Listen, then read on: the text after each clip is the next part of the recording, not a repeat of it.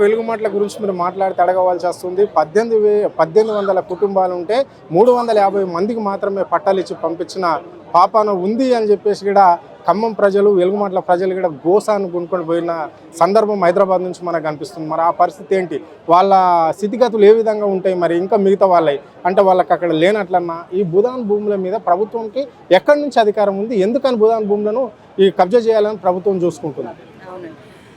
అది నేను ఒక డీటెయిల్డ్ రిపోర్ట్ చేశానండి. భూదాన్ భూములు సమస్య ఏంటి, అక్కడ వెలుగుమట్ల సమస్య ఏంటి అని చెప్పి 2014లో వీళ్ళందరూ కూడా అప్లై చేసుకున్నారు భూదాన్ బోర్డుకి. 2015లో భూదాన్ బోర్డుని బీఆర్ఎస్ గవర్నమెంట్ రద్దు చేసింది. ఆ తర్వాత వీళ్ళకి పట్టాలు దక్కలేదు. యాక్చువల్గా వాళ్ళలో మోస్ట్ ఆఫ్ ద పీపుల్కి ఎలిజిబిలిటీ ఉంది, వాళ్ళు అప్లై చేసుకున్న వాళ్ళు కాబట్టే వాళ్ళు ఇల్లు కట్టుకోగలిగారు. ఏ రైటు లేకుండా ఇప్పుడు చాలా చోట్ల భూములు ఉన్నా కూడా అక్కడే ఎందుకు కట్టుకోగలిగారు అంటే వాళ్ళకి భూదాన్ బోర్డు ల్యాండ్ని అలాట్ చేసింది అక్కడ కాబట్టి కట్టుకోగలిగారు.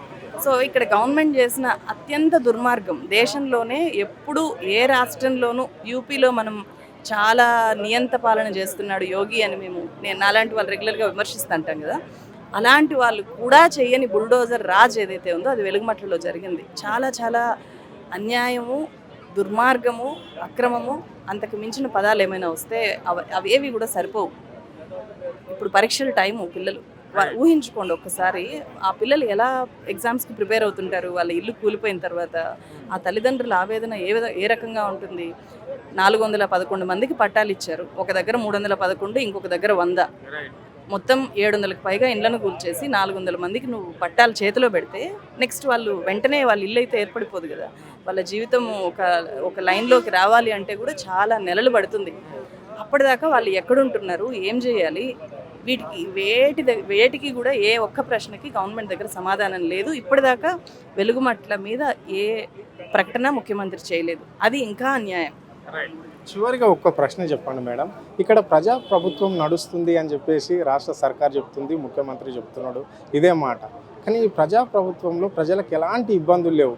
కొంతమంది జర్నలిస్టులే, కొంతమంది రాజకీయ నాయకులే కావాలని మా ప్రభుత్వాన్ని బదలాం చేస్తున్నారు అని చెప్పేసి సోషల్ మీడియా వారియర్స్, బీఆర్ఎస్కి సంబంధించిన వాళ్ళను, బీఆర్ఎస్ నాయకులను టార్గెట్ చేసి ముఖ్యమంత్రి మాట్లాడుతుంటాడు. ఇది సత్యమేనా? అంటే లేనిది అవాస్తవాన్ని చూపెట్టడానికి ఎవరైనా పూనుకుంటున్నారా? ప్రభుత్వం మీద అగెనెస్ట్గా చేయడానికి ఉన్నదాన్ని చూపిస్తున్నారా? ఒక జర్నలిస్ట్గా మీరు చెప్పండి.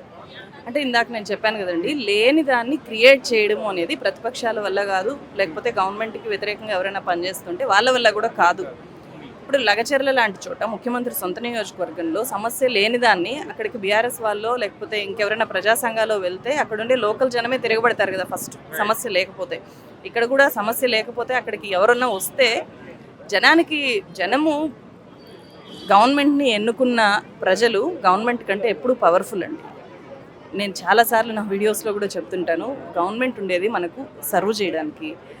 People are more powerful than any government, any party. So ఇది మర్చిపోతుంటారు.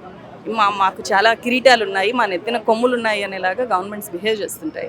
దానికి ఎప్పటికప్పుడు ప్రజలు సమాధానం చెప్తుంటారు. ఇక్కడ మధుపార్క్ బ్రిడ్జ్ అయితే ఊరుకోదు. ఈ ప్రొటెస్టు, ఈ ఆందోళన కొనసాగుతుంది, క్రమక్రమంగా పెరుగుతూ కూడా వెళ్తుంది. ముఖ్యమంత్రి చేసిన ప్రకటన జీరో వాల్యూ చేస్తాను అనే ప్రకటన కానీ, ఇచ్చిన నోటిఫికేషన్ కానీ వెనక్కి తీసుకునేదాకా మా ఆందోళన కొనసాగుతుంది.